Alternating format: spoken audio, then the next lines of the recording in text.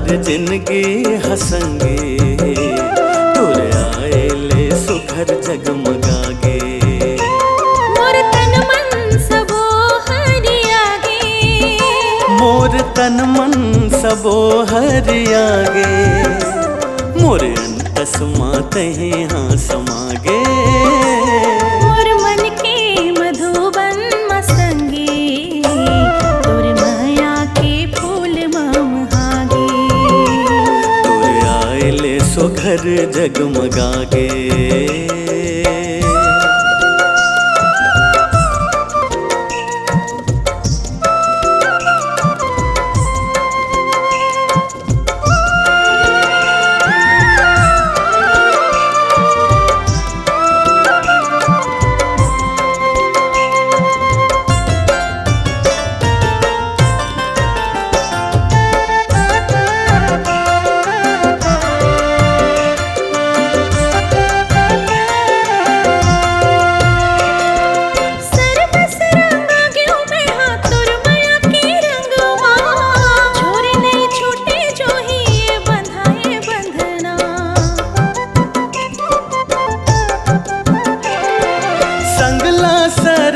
चाहे बैरी होवे जगना, जिनके पहाबो हम दोनों संगे संगना।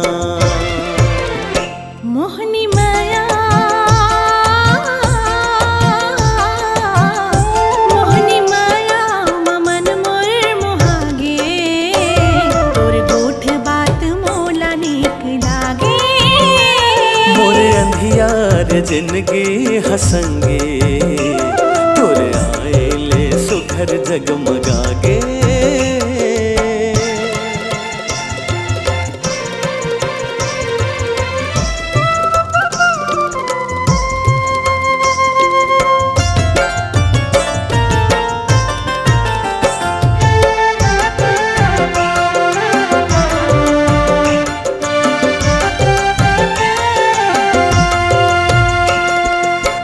मुच मुस्कावत तोर चंदा कस सुरतिया, मन मा बसायो तोर मिठ मिठ बतिया।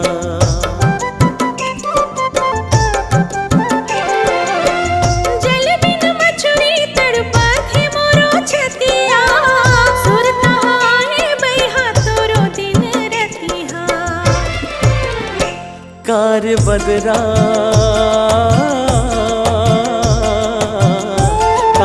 बदरहा गा से मछागे, मयाला देख चंदा लजागे। मोर मन के मधुबन मसंगे, तोर माया के फूल ममहागे। तुर आए ले सुघर जगमगागे।